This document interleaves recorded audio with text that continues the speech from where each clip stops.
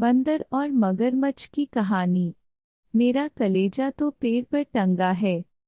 एक नदी के किनारे जामुन का एक बहुत बड़ा पेड़ था। एक बंदर उस पेड़ पर रहता था। बंदर उस पेड़ के जामुन खाता और खूब मजे से उस पेड़ पर रहता था। उसी नदी में एक मगरमच्छ भी रहता था जो अक्सर उस पेड़ के नीचे आकर पेड़ पर से गिरे जामुन खाता था। कुछ समय बाद दोनों में गहरी मित्र हो गई। अब बंदर स्वयं भी जामुन खाता और काले काले रसीले जामुन अपने मित्र को भी खिलाता था। वह जोर से पेड़ की डाल को हिलाता था। बहुत सारे ताजे जामुन पेड़ से नीचे गिर जाते जिसे मगरमच्छ खाकर खुश होता था और कुछ जामुन वह अपनी पत्नी के लिए भी ले जाता था। मीठे जामुन खाकर मगर की पत्नी भी बहुत खुश होती थी। किंतु मगर की बंदर के साथ दोस्ती मगर की पत्नी को अच्छी नहीं लगती थी। एक दिन मगर की पत्नी ने मगर से कहा कि क्या भला बंदर और मगरमच्छ की भी दोस्ती होती है? मगर तो बंदर को खा जाते हैं, तुम जरूर झूठ बोलते हो। तो मगर ने कहा, डैश मैं सच बोलता हूँ, वह बहुत भला है और देखो ना तुम्हारे लिए भी कितने मीठे मीठे जामुन भेजता है। अगर बंदर मेरा दोस्त न होता तो मैं जामुन कहाँ से लाता? तुम तो जानती हो मैं तो पेड़ पर भी नहीं चढ़ सकता। मगर की पत्नी ने कहा, बंदर अगर रोज इतने मीठे मीठे जामुन खाता है तो उसका मांस कितना मीठा होगा।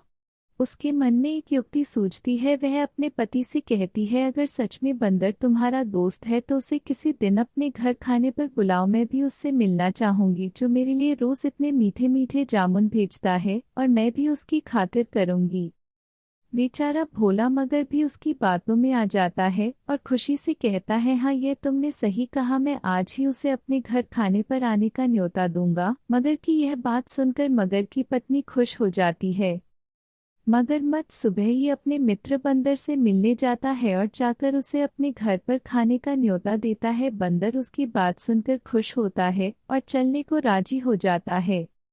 किंतु बंदर कहता है, मैं कैसे तुम्हारे घर चलूंगा, मुझे तो तैरना भी नहीं आता। तो मगर कहता है, मित्र तुम इस बात की चिंता मत करो, मैं तुम्हें अपनी पीठ पर बैठा कर ले जाऊंगा। बंदर पेड़ पर से उछलकर मगर की पीठ पर आ जाता है। नदी के बीच में आने के बाद बंदर कहता है, मित्र आज कैसे तुम्हारी पत्नी ने मुझे खाने पर बुलाया, क्या कुछ खास बात रही क्या? तो मगर ने कहा, नहीं मित्र, मेरी पत्नी को हमारी दोस्ती पर विश्वास नहीं है तो उसने मुझे कहा कि तुम अपने दोस्त को किसी दिन खाने पर बुलाओ, मैं भी उससे मिलना चाहती हूँ। बंदर को मगर की बातों से कुछ संदेश होता है। बंदर कहता है, और क्या क्या कहा?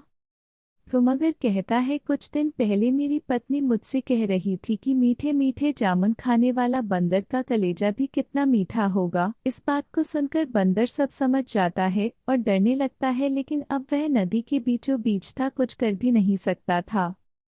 तभी उसे एक एक युक्ति समझ आती है। वे कहता है, मित्र अगर ऐसी बात थी तो तुमने मुझे पहले क्यों नहीं बताया? मेरा कलेजा तो उसी जामुन पेड़ पर टंगा रह गया।